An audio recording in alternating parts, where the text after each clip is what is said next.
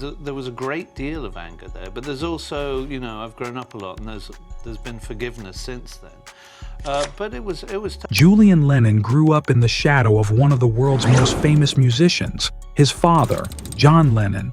And while the world celebrated peace, love, and Beatles magic, Julian's childhood was anything but simple. For decades, fans speculated about his relationships, who he admired, and who left lasting wounds, but Julian kept quiet. Now, at 62, he's finally opening up about the person who hurt him more than anyone else. And his answer isn't just surprising, it's complicated, layered, and tells a story about family, fame, and abandonment that most people never saw. Stick around, because what he reveals changes the way you think about the Lennon legacy, and it's not what anyone expected. Playing musically what they had. What did they do that other groups didn't do? That's a tough one. They pulled things out of the ether that nobody else did. I think it was more about exploration. They were willing to challenge themselves and challenge songwriting and challenge music in a way that probably not many other artists had done or did do at that time. Maybe. Favorite song? White Christmas. Yeah, and God Rule the Wencel's Kingdom. I like another one of my favorites. Did you say White Christmas? Yeah, it's a good song. Not in rock and roll. Julian Lennon came into the world in the year 1963, right when Beatlemania was exploding everywhere. Imagine being born into that. Your dad is one of the most famous men on the planet. Every move of your family is watched by the press, and the world is painting this picture of you as if you're living in a perfect postcard life. To fans, it looked like John Lennon, his wife Cynthia, and little Julian were this sweet, happy family. But behind closed doors, things weren't nearly as simple. For Julian, the sound of a lullaby wasn't always his dad singing him to sleep. It was the roar of crowds outside the house, or the slam of doors when arguments broke out. Friends who were close to the family later remembered how strange it was. John could step on stage and silence tens of thousands of screaming fans with a single chord, but at home, he couldn't always calm his own child's fears. That's the kind of contrast that stayed with Julian, even before he could really put words to it. By the time Julian was just 5 years old, his parents had split up. For any kid, that would be confusing and painful, but for him, it was life-altering. His father was suddenly gone, living on another continent, and even though John Lennon would go on to write songs like All You Need Is Love that became anthems for the world, Julian felt the complete opposite, like the love he needed most had been taken away from him. Beatles fans were shocked by the divorce, but for Julian, it wasn't about headlines. It was about missing his dad. That sense of abandonment, that hole left in his life, was something that didn't just fade with time. It shaped the way he looked at his father, at family, and at himself. Julian's feelings toward John Lennon were complicated. To the public, John was a genius musician, a symbol of peace and art. But to Julian, he was the father who wasn't there to see him grow up, to teach him anything, or to comfort him during those everyday struggles. Imagine watching the whole world adore someone, while you're wondering why that same person couldn't stick around for you. That's the wound Julian carried, the question of how a parent could walk away from their own child. It wasn't something he could just shrug off. It became part of how he defined himself, and it shows up in the way he's talked about his past even decades later. Cynthia Lennon, his mother, was left to pick up the pieces. She became both mom and dad, doing everything she could to protect Julian from feeling the full weight of abandonment. Life wasn't glamorous at all, far from what people expected from the family of a Beatle. They didn't have much money, and Cynthia had to make tough choices to keep things going. She even gave up family heirlooms, selling off sentimental possessions just so Julian could have what he needed for school, food, and clothing. Despite the struggles, she tried to create stability, a sense of safety, even if it wasn't easy. That resilience, watching his mom hold everything together, left just as deep an impression on Julian as his father's absence did. But what happens when those silent wounds linger into adulthood? And when Julian finally started opening up about his past, who exactly did he point to as the person he disliked the most? The answer isn't as straightforward as you might think.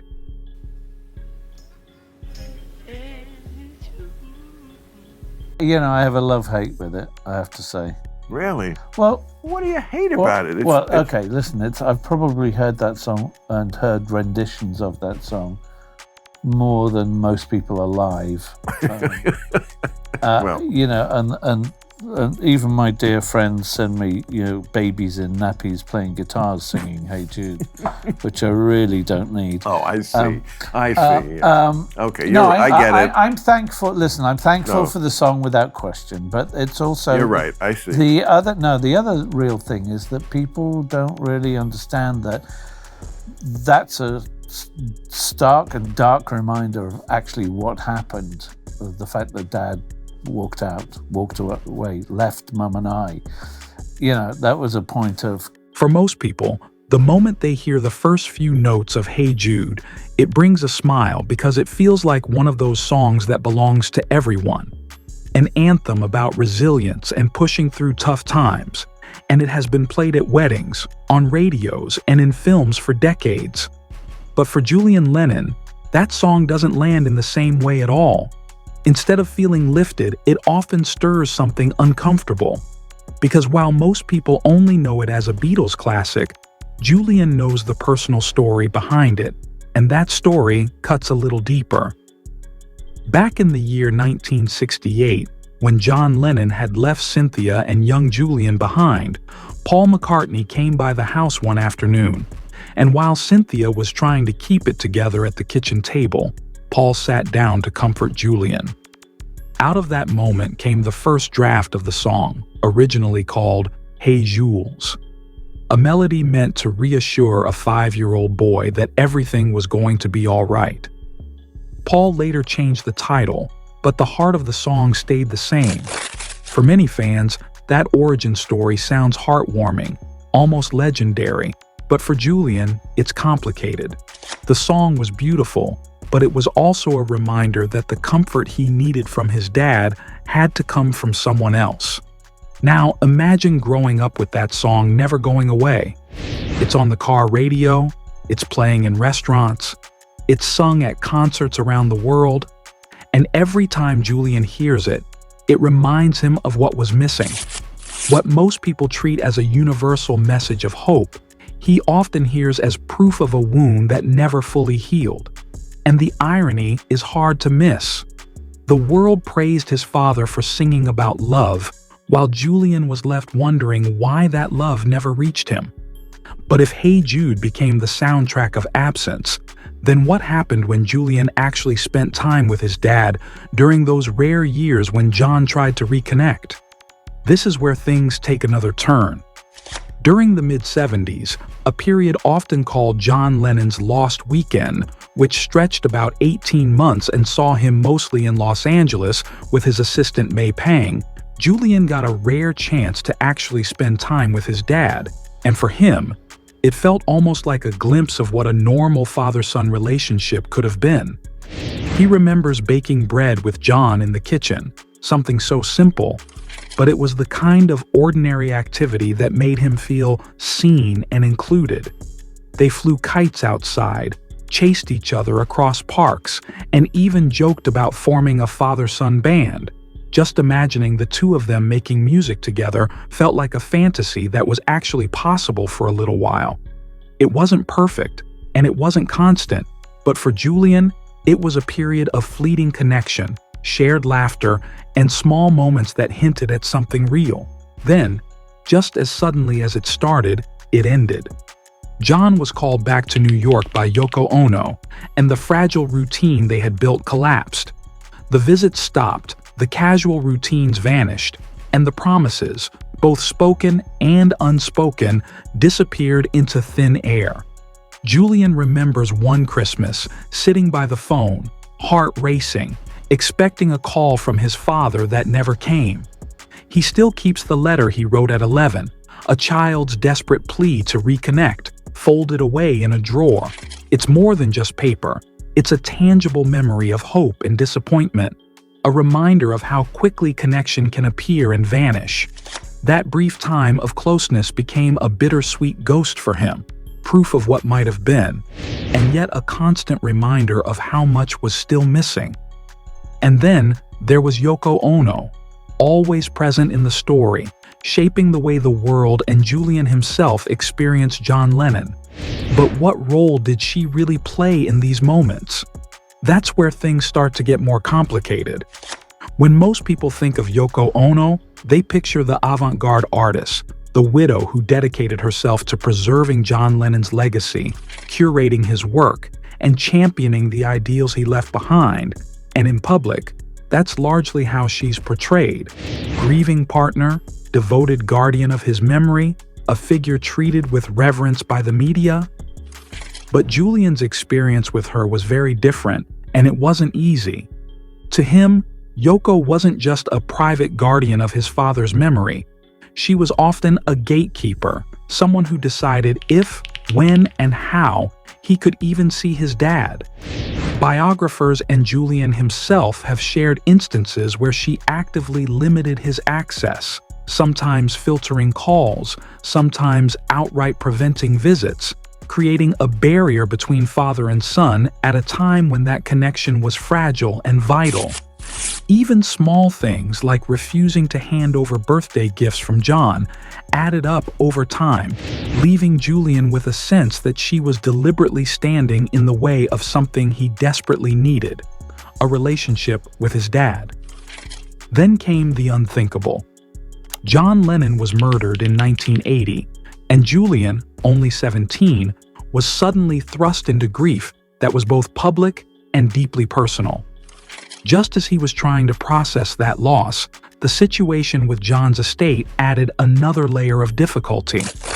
The will left control of the entire $275 million estate to Yoko, with no provision for Julian, forcing a teenager to take the extraordinary step of legally challenging his father's widow for a portion of the inheritance that bore his own family name. That lawsuit, which wasn't settled until 1996, wasn't just about money. It was about recognition, identity, and a place in his father's story. Even after the settlement, Julian says the emotional impact lingered, a mix of frustration, resentment, and a deep sense of having been pushed aside, a feeling that would shape how he approached relationships and trust for years to come. One of the things that really shaped Julian Lennon's life was the stark difference between him and his half-brother Sean Lennon, and honestly, it's hard to overstate how different their childhoods were. Sean grew up mostly in the Dakota apartment in New York, surrounded by original Beatles artwork, memorabilia, and the tangible history of their father's life everywhere you looked. For him, John's legacy wasn't just stories or media. It was a daily reality, something you could touch, see, and live inside. Julian's experience was completely different. He lived across the ocean in England, often scraping together money just to get to New York for visits. And even when he made it, access to his father's life was tightly controlled, always mediated by Yoko Ono. It wasn't just geography or money. It was about being allowed into the personal, emotional spaces of his dad's world, spaces Sean experienced naturally. Because Yoko controlled John's estate, his music, his image, and even personal artifacts, Julian often had to ask her permission for things that might seem basic, like using family photos for his own projects or documentaries. Think about that for a second. You want to tell your own story, honor your own memories, and you have to ask approval from someone you feel contributed to your childhood pain. Every yes or no wasn't just a bureaucratic decision. It reopened old emotional wounds, a constant reminder of the gatekeeping dynamic that had haunted him for years. And yet, amidst all that tension, something quietly surprising happened. Julian and Sean managed to build a relationship of their own. Despite the very different childhoods, the distance, and the legal and emotional baggage surrounding John's legacy, Julian has made it clear there's no bad blood between them. Their bond isn't flashy, and it's certainly not perfect, but it's a connection built on shared experience and mutual understanding, a small human counterpoint to all the complexity around them. Even with Sean in his corner, Julian's path to peace wasn't simple or quick. It was slow, deliberate, and often messy, a process he describes as the long way around, involving therapy, reflection, and learning how to forgive in a way that doesn't mean forgetting. He spent long stretches on meditation retreats, trying to quiet his mind and get some clarity, away from the constant reminders of the past, the media attention, and the very real emotional baggage that came with being John Lennon's first son. Alongside that, he went through countless therapy sessions, diving into decades of unresolved grief, resentment, and the lingering confusion about the relationships in his life, particularly with his father and Yoko Ono.